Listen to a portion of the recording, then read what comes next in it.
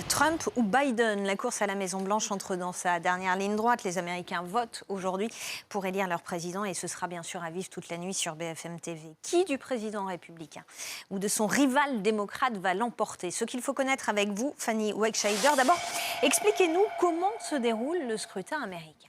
Alors c'est bien différent du système français. Aux États-Unis, le président est élu pour 4 ans par un vote populaire. Il a lieu aujourd'hui au scrutin universel indirect à un tour. Indirect, qu'est-ce que ça veut dire? Eh bien, ça veut dire que les électeurs qui se déplacent aujourd'hui ne vont pas voter directement pour le président américain. Ils vont voter pour des grands élus et responsables locaux appelés grands électeurs. Il y en a 538 répartis sur les 50 États américains. Voyons comment ils sont répartis, justement, ces grands électeurs. Cela dépend de la densité de population de l'État. Plus il est peuplé, plus il a d'électeurs. Exemple avec la Californie qui en a 55.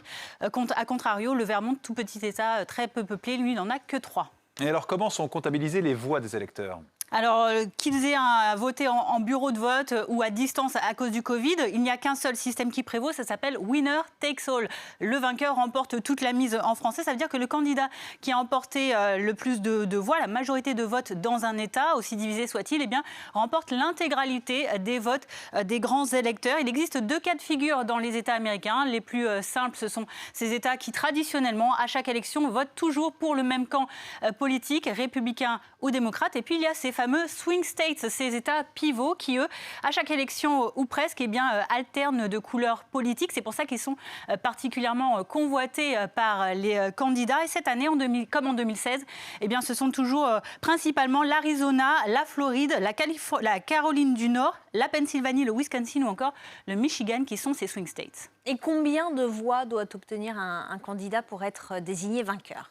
Alors je vous le disais, pour accéder à la Maison-Blanche, ce n'est pas le vote populaire de ce 3 novembre qui prévaut. Vote indirect, ce sera celui du 14 décembre, quand ces grands électeurs, ces 528, vont voter eux-mêmes. Et pour que le président soit élu, il doit obtenir la majorité de leurs votes. C'est-à-dire qu'on divise 538 par 2, plus une voix. Cela donne 270 voix à obtenir pour être élu. Voilà, j'espère que vous avez tout compris grâce à ce petit tuto sur le vote américain pour la présidentielle concocté par Pierre-Oscar Brunet et Marie Nailly. Understood. Merci beaucoup, Fanny Wegscheider.